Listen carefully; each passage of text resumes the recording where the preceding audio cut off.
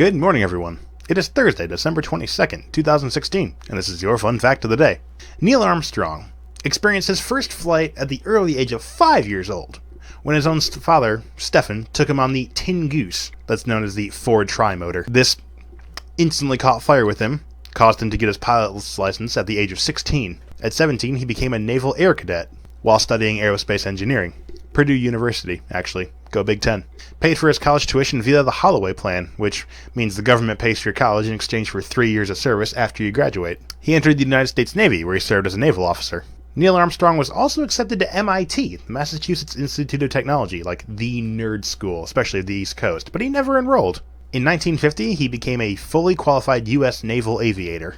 Joined the NASA Space Corps in 1962.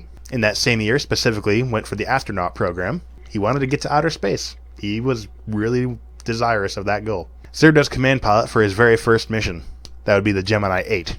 He and fellow astronaut David Scott were launched into Earth's orbit, March of 1966. While they were in orbit on this mission, this was the first time that a spacecraft successfully docked with a different spacecraft in outer space. 11 hours later, they splashed down in the Pacific Ocean from a very successful mission. In 1969, that fateful year, Armstrong was called upon an even greater mission. Along with Michael Collins, the usually forgotten third astronaut, and Edwin Aldrin, Buzz Aldrin, they became the first three-man team on the U.S.'s mission to the moon. The trio were launched into space July 16th of 1969. 4 days later, on July 20th, Neil Armstrong piloted the lunar module, that'd be just the lander, down to the surface of the moon along with Buzz, while Michael Collins stayed up in the shuttle orbiting the moon waiting for their return. At 10:56 p.m. did Neil Armstrong set foot outside the lunar module, becoming the very first human to ever step foot on a different celestial body. His famous quote, "One small step for man, one giant leap for mankind," was actually garbled. We don't actually know for sure if that's the exact words that he said, because all the recordings we have it cuts out in that middle for just one or two words. Just enough that you can't be 100% absolutely sure that's what he said. You can guess. It's probably what he said. It's almost certainly what he said. If you asked him, I'm pretty sure he also said that's what he said, but the recordings aren't actually reliable here. Neil and Buzz were actually on the moon surface for 2.5 hours, collecting dirt samples, rock samples, taking pictures, planting the flag. It was a long expedition. They were just jumping around on the moon.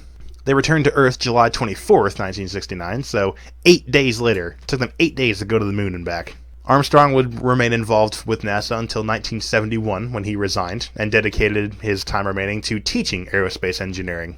After he left NASA, he joined the University of Cincinnati as a faculty, and he would remain there for 8 years while staying active in his field, serving as the chairman of computing technologies for Aviation Incorporated from 1982 to 1992. So this was yet another pioneer who didn't necessarily make his goal all on his own accord. He had to get all the right qualifications for it, even though he didn't really know at the time what those qualifications were.